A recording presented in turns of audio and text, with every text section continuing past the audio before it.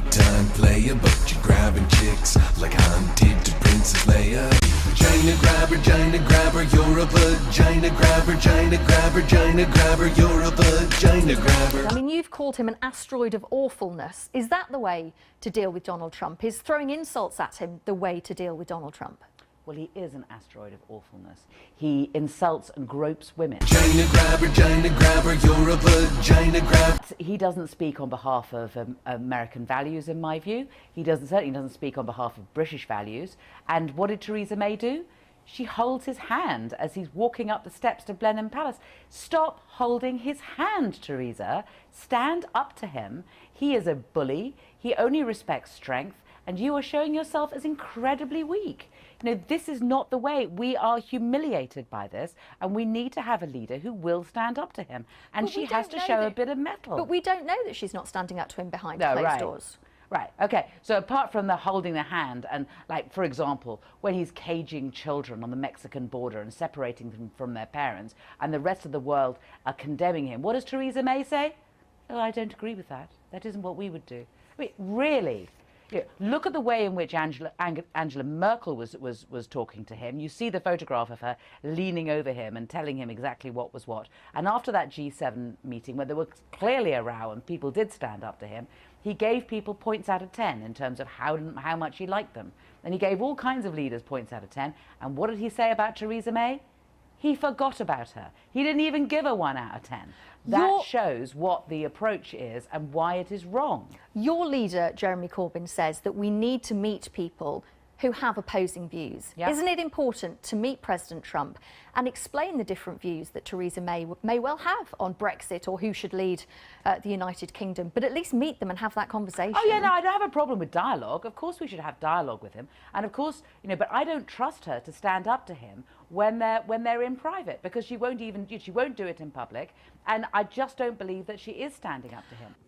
Well, our assistant political editor, Norman Smith, is outside Chequers in Buckinghamshire. Norman, all eyes will be on the joint news conference both leaders are due to give within the hour. What do you think we can expect?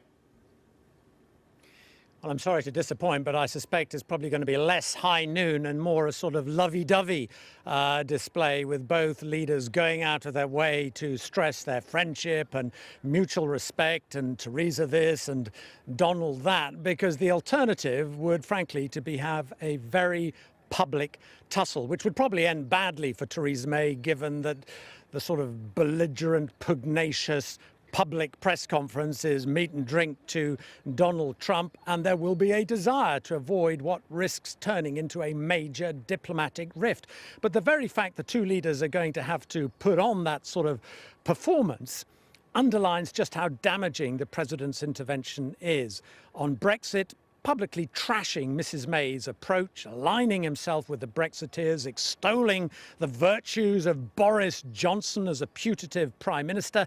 But, you know, it's more than about Brexit. His remarks also, frankly, show a disregard for Theresa May as a leader, and that impacts on her stature, her authority, her standing on the world stage. So whatever the sort of metaphorical arm Donald Trump puts around Theresa May at the news conference, the danger is that many people will conclude that in private, the American president does have a dismissive approach to Mrs May's approach to Brexit and a dismissive view of Theresa May as Prime Minister. Disappointed in Theresa May holding a hand out. You know, I think it's really important that you stand up, and sometimes your principles have to come before, you know, monetary value. Throughout the morning in central London, women gathered to take part in the first of the protest marches here. More than 60,000 people have signed up to the different demonstrations today. And plenty of noise there is as the protesters start marching to Westminster for a series of rallies. In a recent opinion poll here, 77% said they did not like Donald Trump.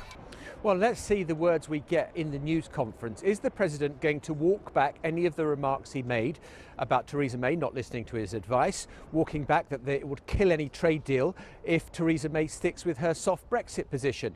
Because if he doesn't, then what is Theresa May going to say? Normally with these things, you can kind of second guess almost what Theresa May would say at a news conference, what Donald Trump would say at a news conference. I don't think there's any second guessing of this, because Donald Trump has put himself so far out there, so far at odds with Theresa May's vision, and potentially dangerously undermined her authority and her position, that there is no knowing what might happen at this Chequers news conference. I almost suspect it's one of those occasions where you want there to be speech bubbles. You know what Theresa May is saying, but what she's probably thinking is, I wish you'd have minded your own business and hadn't said a word of any of that. And what are the chances then of more sparks flying as a result of that press conference? Things could calm down a little bit as a result of his meeting with the Queen? Well, I think this afternoon we have got the ceremonial, and it would be very rude for the President to arrive and keep the Queen waiting for that. That should be the pictures that will be seen in America probably, and there'll be much more concentration on him meeting the Queen than probably the row over Brexit and Theresa May's government. But make no mistake, Donald Trump has created waves and ructions, the likes of which had not been anticipated by the British when he arrived. We are into calmer waters with the Queen. He then goes off to Scotland, and then he's off to Helsinki on Sunday to meet Vladimir Putin. What could go wrong? Okay, John, many thanks.